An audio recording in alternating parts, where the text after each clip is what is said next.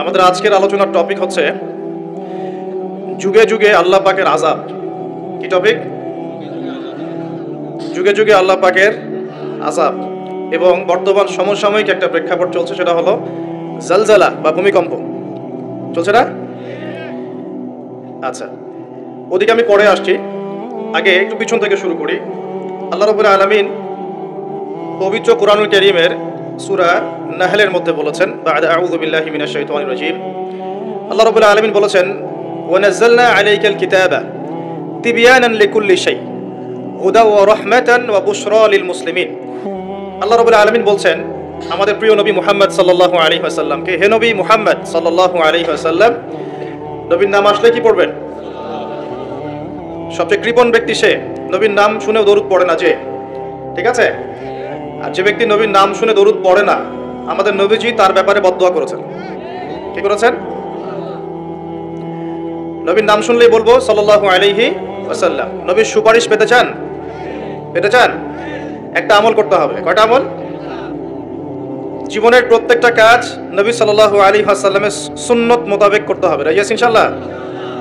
আরেকটা কাজ, সকালে 10 বার এবং সন্ধ্যায় 10 বার, সকালে 10 বার, সন্ধ্যায় 10 বার পড়তে হবে আল্লাহুম্মা সাল্লি আলা মুহাম্মাদিন ওয়া সাল্লিম, আল্লাহুম্মা সাল্লি আলা মুহাম্মাদিন ওয়া সাল্লিম। অথবা আপনি যে কোনো বিশুদ্ধ দরুদ পড়তে পারেন ইনশাআল্লাহ। সকালে 10 বার, সন্ধ্যায় 10 বার যে ব্যক্তি নবীর প্রতি দরুদ পড়বে, রাসূলুল্লাহ সাল্লাল্লাহু আলাইহি ওয়াসাল্লাম কিয়ামতের মাঠে তার জন্য সুপারিশ করবেন ইনশাআল্লাহ। আমরা দরুদ পড়ব তো ইনশাআল্লাহ। নবী সাল্লাল্লাহু আলাইহি ওয়াসাল্লাম কে আল্লাহ পাক বলছেন, হে নবী মুহাম্মদ সাল্লাল্লাহু আলাইহি ওয়াসাল্লাম, আমি তোমার প্রতি এমন একটা কিতাব নাজিল করেছি। কোন কিতাব? কোন কিতাব? আল কোরআনুল কারীম। পড়তে জানি তো সবাই? কারা কারা কোরআন পড়তে জানেন না? হাত তোলেন দেখি। লজ্জার কিছু নাই। কোরআন পড়তে জানেন না কারা কারা? হাত তোলেন দেখি। আলহামদুলিল্লাহ। আমরা দোয়া করি আল্লাহ পাক আপনাদেরকে শেখার তৌফিক দান করুন। দোয়া করলে হবে না চেষ্টা লাগবে? সব কি দোয়া করে হয় না চেষ্টা লাগে? তাহলে আমরা একটু নিয়াত করতে পারি ইনশাআল্লাহ, আগামী রমজান মাসেই এই 1 মাসের মধ্যেই কোরআন পড়া শিখে শেষ করবো ইনশাআল্লাহ। পারা যাবে না? আল্লাহর কাছে ওয়াদা করছেন তো? ওয়াদা ভঙ্গ করলে কি হবে? কি হবে? মুনাফিকের বৈশিষ্ট্য কয়টা? 4টা। কয়টা? এতদিন তো শুনছেন 3টা, তাই না? ভাই আবার বলছে 4টা। 4টা। একটা হাদিসের মধ্যে আছে মুনাফিকের বৈশিষ্ট্য 4টা। 1, যখন কথা বলে মিথ্যা বলে। কথা বললেই কি বলবে? মিথ্যা। আছে না লোকজন এমন? আচ্ছা। 2 নাম্বার হচ্ছে ওয়াদা করলেই খেলাফ। ওয়াদা করলে কি?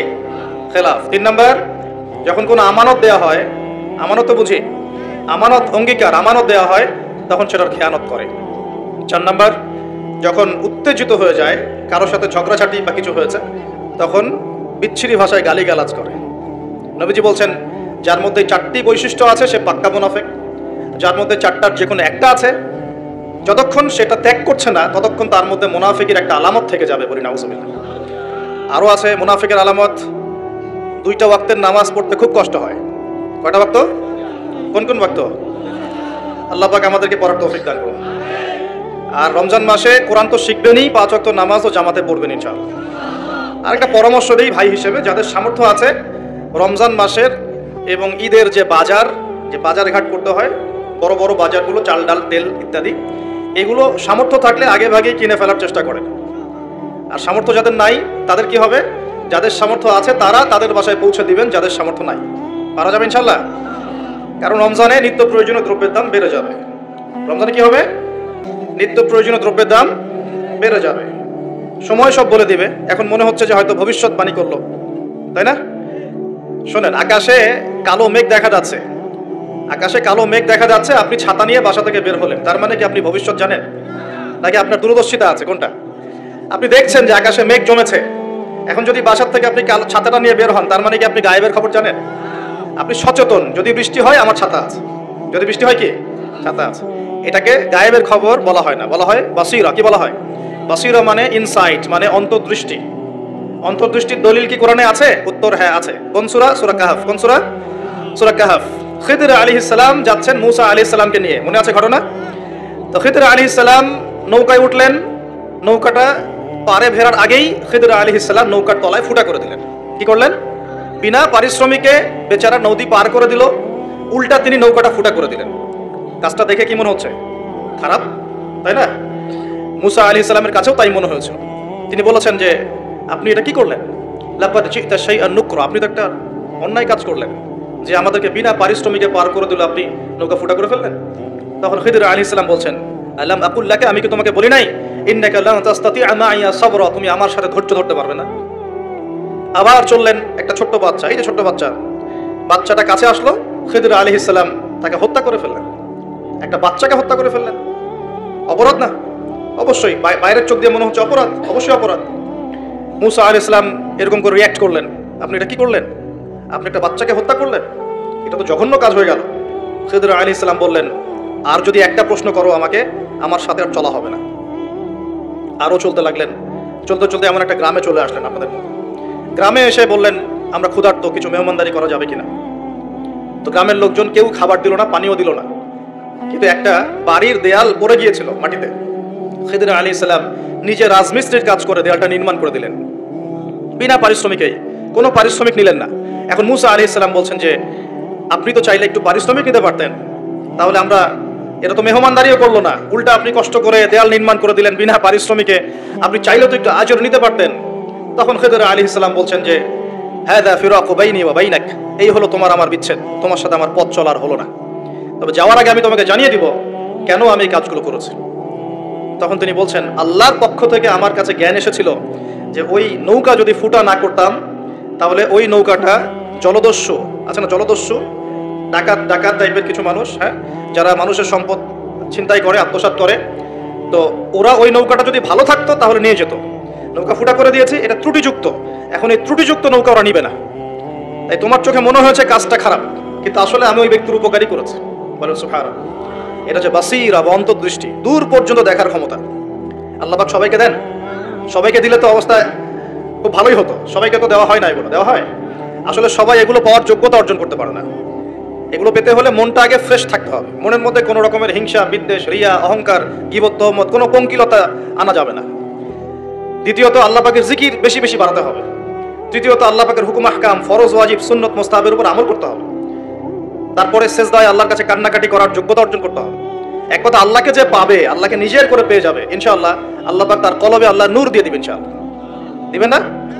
দিবেন ইনশাআল্লাহ। তো দ্বিতীয় বলছেন তিনি, ওই বাচ্চাকে হত্যা না করলে ওই বাচ্চা একটা বড় কাফের হতো, এমন কাফের হতো যে সে নিজে তো কুফরি করতোই, পিতা মাতাকেও কাফের বানাতো। তো এটা আমি একা একা হত্যা করি নাই, আল্লাহ পাক আমাকে হুকুম করেছেন বলেই আমি কাজটা করেছি। আর ওই যে দেয়াল নির্মাণ করলাম, ওই দেয়াল ছিল ওই বাড়ির দুইজন এতিম বাচ্চার দেয়াল। কিরকম বাচ্চা? কানা আবুহুমা সালিহা, যাদের বাবা মা ছিল সালেহ, মানে সৎ। বাবা মা কিন্তু বেঁচে নাই, বাবা মা ছিল সৎ, এতিম বাচ্চা দুটো বেঁচে আছে। এখানে একটা দলিল আছে যে আপনি যদি সৎ হন, আপনি আমি যদি সৎ হতে পারি, আমাদের সন্তান সন্ততিদের দেখাশোনার দায়িত্ব আল্লাহ নিয়ে নিবেন। খিদির আলাইহিস সালাম তার পিতামাতা মারা যাওয়ার অনেক পরে সেখানে গিয়েছেন, দেয়াল নির্মাণ করেছেন। কেন? ওই দেয়ালের নিচে ওই পিতা মাতার রেখে যাওয়া সম্পত্তি ছিল এতিম বাচ্চাদের জন্য। ওই দেয়ালটা নির্মাণ না করলে মানুষ ওই সম্পদ লুট করে খেয়ে ফেলত। তাহলে খিদির আলাইহিস সালাম উপকার করেছেন না অপকার করেছেন? আল্লাহ পাক আপনি আমি সৎ হলে আমাদের সন্তানদেরকে আল্লাহ পাক চতুর্দিক থেকে এরকম হেল্প করবেন ইনশাআল্লাহ। আপনি থাকেন আর নাই থাকেন, কথা বুঝতে পারছেন? খিদির আলাইহিস সালাম অনেক পরে গিয়েছেন সেখানে, তার পিতা মাতা ইন্তেকালের অনেক পরে। আর আমরা এখন কি করি জানেন? উল্টা করি। আমরা এখন দুনিয়াতে বেঁচে থাকতেই আমাদের সন্তান স্ত্রীদের জন্য, হালাল হোক আর হারাম হোক, হালাল হারামের পরোয়া না করেই যত পারি কালো টাকা সাদা টাকা এগুলো একত্রিত করার চেষ্টা করি। কি জন্য করে জিজ্ঞাসা করবেন?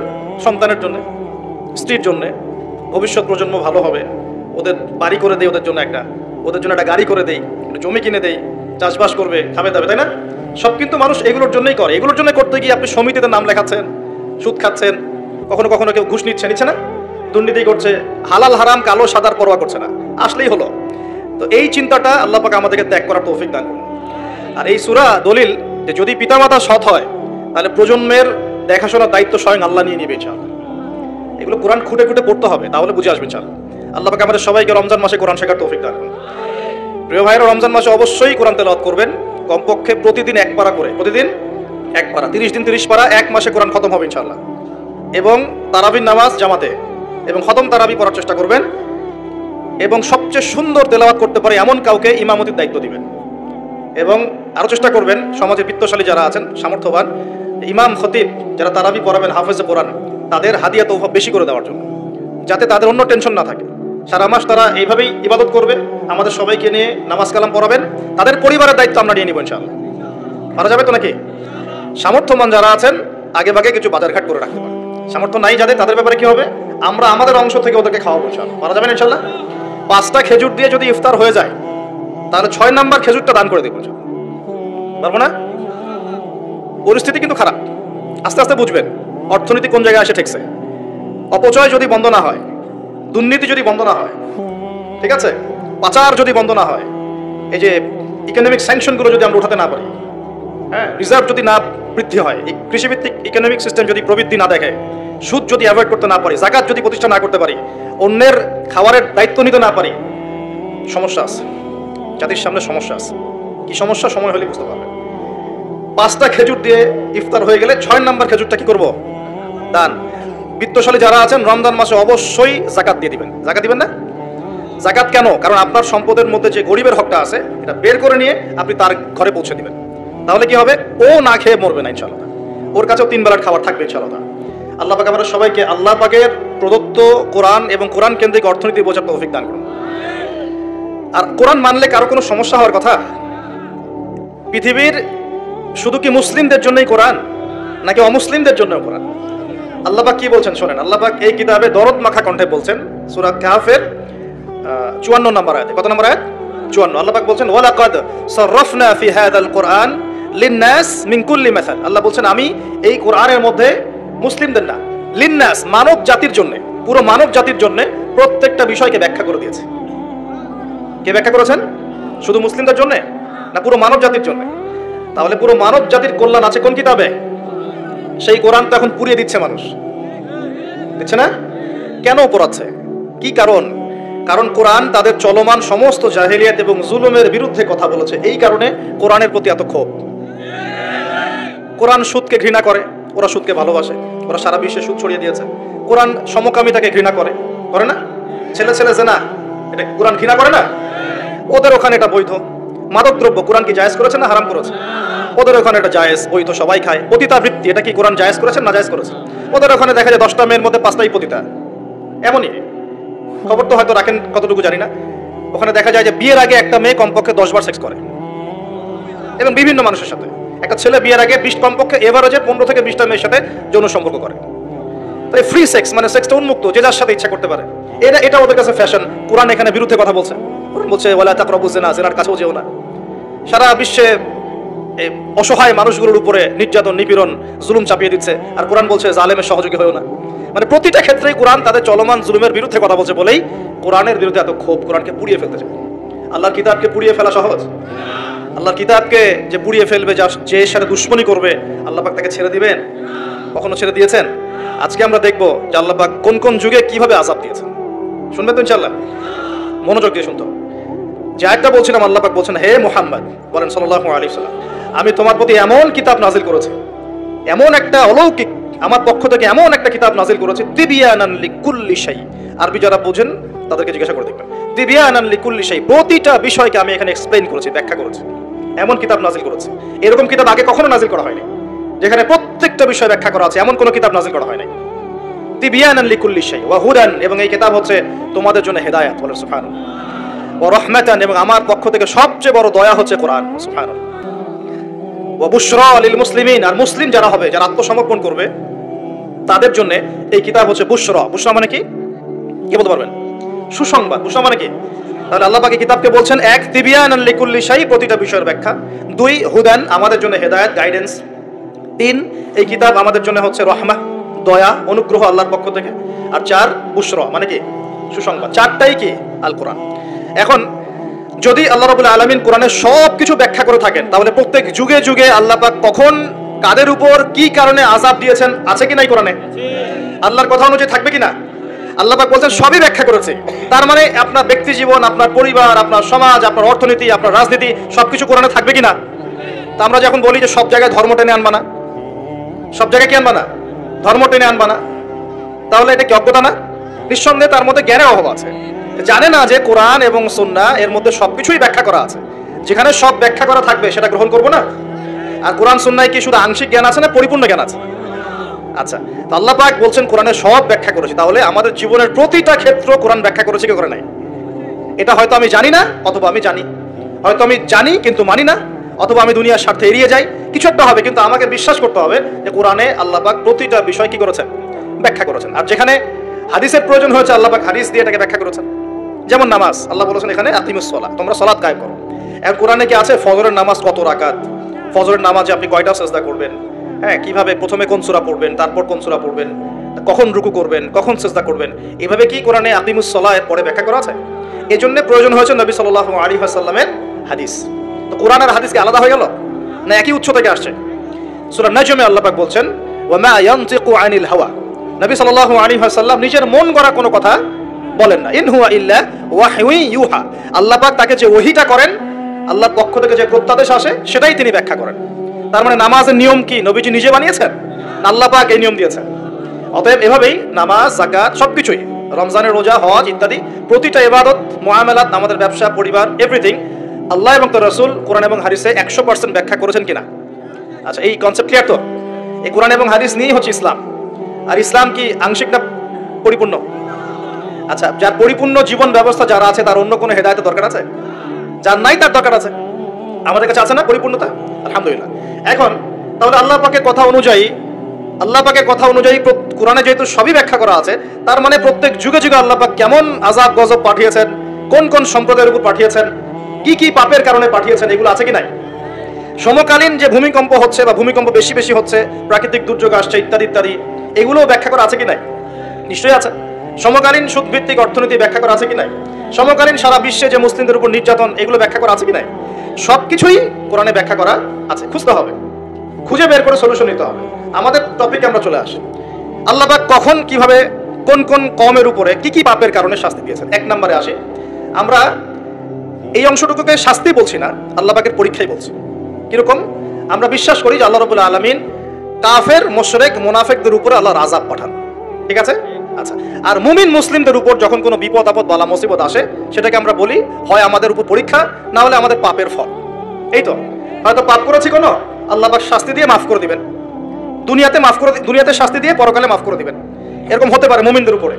অথবা হতে পারে মুমিনরা, মুসলিমরা তাদের দায়িত্ব ভুলে গেছে, আল্লাহ পাক একটু শাস্তি দিয়ে তার পথে আবার ফিরিয়ে নিয়ে আসলেন, তাই না? এমন হতে পারে না?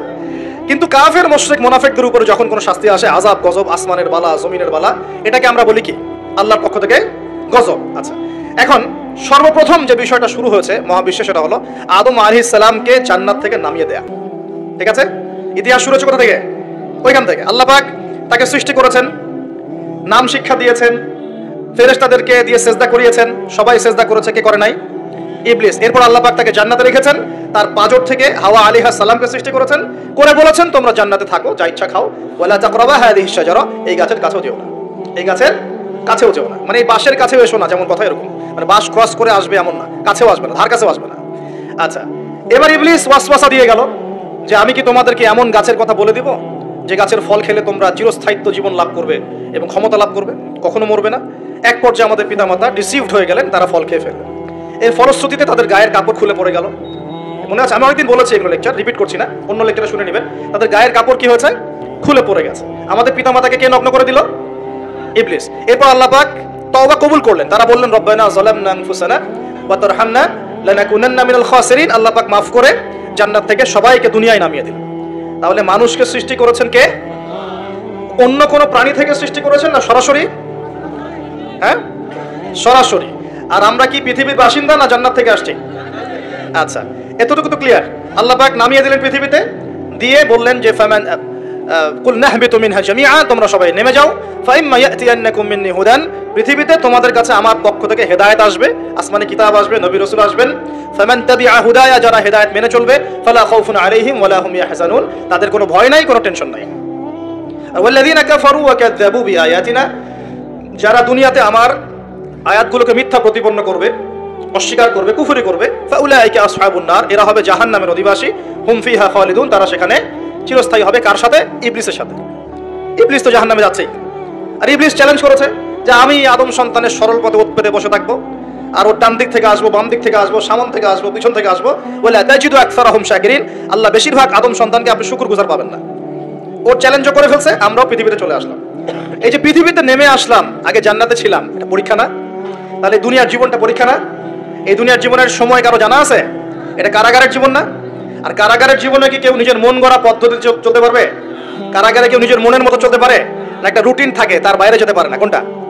তো এই দুনিয়ার জীবনকে নবীজি বলেন নাই যে দুনিয়া সিজনুল লিল মুমিন, দুনিয়া হচ্ছে মুমিনদের জন্য জেলখানা, কারাগার, ওয়াল জান্নাতুল লিল কাফির, কাফিরদের জন্য কি জান্নাত। তাহলে এখন দেখেন তো যে কারাগারে বসে যে আমরা বেনামাজি বসে আছি, কারাগারের জীবনে বসে আমরা যে সুদ খাচ্ছি, কারাগারের জীবনে বসেই জেনা করতেছে, কারাগারের জীবনে বসেই যে অশ্লীলতা, ফাহেসা, ব্লু ফিল্মস এগুলো দেখতেছে, কারাগারের জীবনে বসে মাদক খাচ্ছে, কারাগারের জীবনে বসে যে কারাগারের মালিক আল্লাহ, সেখানে বসে আল্লাহ দ্রোহিতা করতেছে, করে না? তা কাজটা কি ঠিক হচ্ছে? আল্লাহ পাক আমাদেরকে দুনিয়ার জীবনের মর্ম বোঝার তৌফিক দান। আচ্ছা, এবার আসেন এই জীবনটা কেন? লিয়াবলুয়াকুম আইয়ুকুম আহসানু আমালা। আল্লাহ বলছেন এই পৃথিবীর জীবনটা একটা উদ্দেশ্য দিয়েছে, একটা উদ্দেশ্য। আল্লাহ পাক দেখতে চান তোমাদের মধ্যে আমলে ভালো কে। আল্লাহ পাক দেখতে চান না আমাদের মধ্যে গতানুগতিক আমলে কে, এভারেজ মুসলিম। আল্লাহ এভারেজ দেখতে চান না, আল্লাহ দেখতে চান লিয়াবলুয়াকুম আইয়ুকুম আহসানু আমালা। হাসানের সুপারলেটিভ ফর্ম হচ্ছে আহসান। যেমন কবির মানে বড়, আকবার মানে হচ্ছে সবচেয়ে বড়। আমরা বলি আল্লাহু আকবার, আমরা আকবার শব্দ ইউজ করি। এখানে হাসান না বলে আল্লাহ বলছেন আহসান। আল্লাহ দেখতে চান আমলে আমাদের মধ্যে শ্রেষ্ঠটাকে, মানে কে গতানুগতিক মুসলিম, এটা আল্লাহ দেখতে চান না। আল্লাহ দেখতে চান আমাদের মধ্যে বেটারকে, বেস্টকে। কথা বুঝতে পারছেন না মনে হয়? আচ্ছা, এখন বেস্ট হতে হলে কি করতে হবে? গতানুগতিক চললেই হবে না, একটু বেশি এফোর্ট দেওয়া লাগবে। এই জন্য নামাজ, রোজা, হজ, যাকাত, পর্দা, পরিবার, ইসলাম, হ্যাঁ, ইসলামের জন্য দাওয়াতি কাজ করা, ইসলাম প্রতিষ্ঠার চেষ্টা করা, এগুলো না করলে কি বেস্ট হওয়া যাবে? বেস্ট হওয়া যাবে? খালি জুমায় নামাজ পড়লে, ঈদে নামাজ পড়লে, তারাবি নামাজ পড়লে হবে? কোরআন তেলাওয়াত না শিখলে হবে? আল্লাহ পাক আমাদের কোরআন বোঝার তৌফিক দান করুন।